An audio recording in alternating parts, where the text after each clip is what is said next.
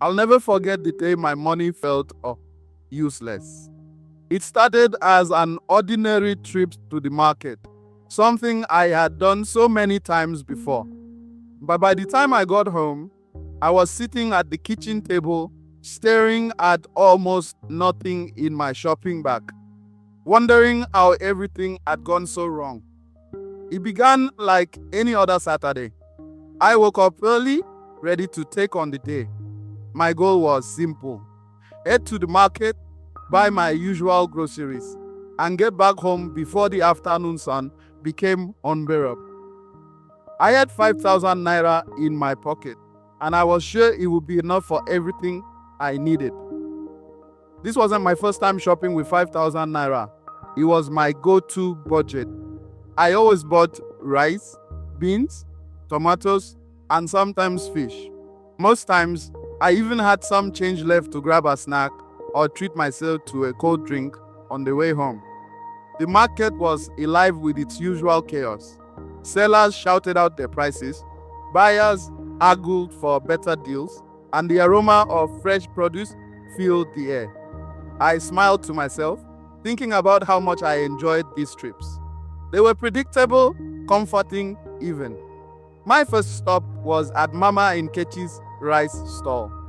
She always had the best quality rice, and she knew me well enough to pack my order without me saying much.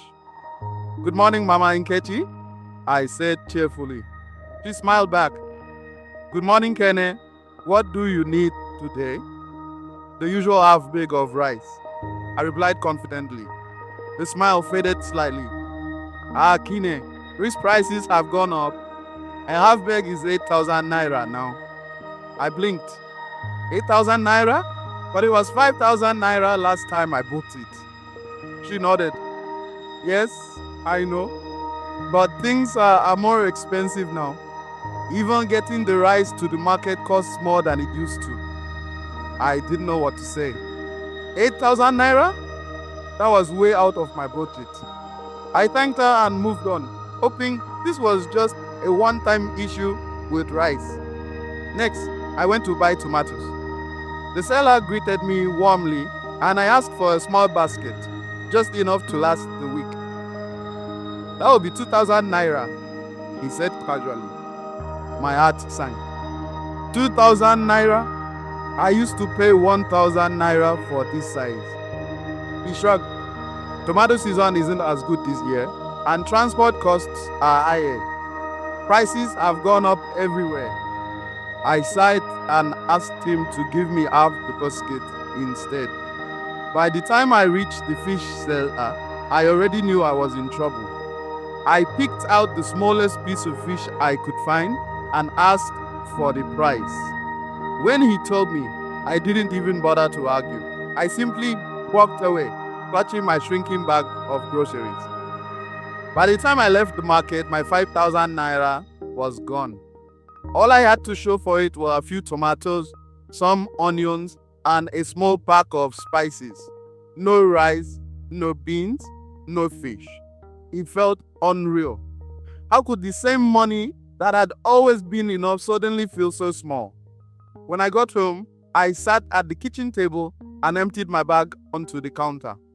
The items looked so small, so insignificant. I couldn't stop thinking about the market. Why were prices rising so fast? That night I couldn't sleep. I kept asking myself the same questions. Was it because transport costs were higher? Was it because there were fewer goods to go around? Or was something else happening? The next morning, I decided to talk to a friend about it. He was good with money and always seemed to understand these kinds of things. I told him everything that had happened, and he listened quietly. When I finished, he said, "Kene, what you're experiencing is called inflation. It happens when the prices of things go up, and the money you have can't buy as much as it used to. Your 5,000 naira is still 5,000 naira on paper, but in reality is worth less because everything costs more now." His words hit me like a ton of bricks. Inflation, I had heard the word before, but I never thought about how it affected me directly. Now, I was living through it. He continued, inflation happens for a lot of reasons. Sometimes it's because the cost of producing goods goes up. Other times it's because there's too much money in the system and not enough goods to buy. Either way, the result is the same. Your money loses value. I thought back to my grandfather, who used to say, money doesn't lose its value overnight. It's the world around it that changes.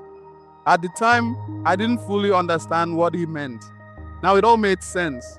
Over the next few days, I couldn't stop thinking about inflation.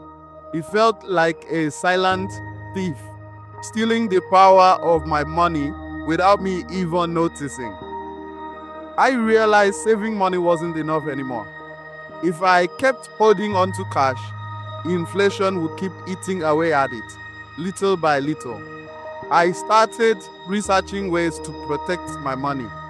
Maybe I could invest in something that grows in value, like stocks or a small business. Or maybe I could learn new skills to earn more money so I could keep up with rising prices.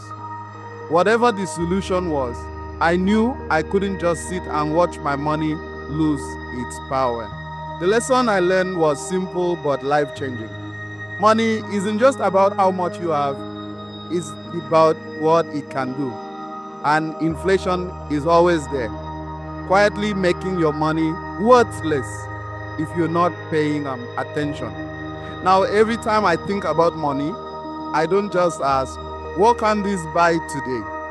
I ask, how can I make sure this money still has value tomorrow?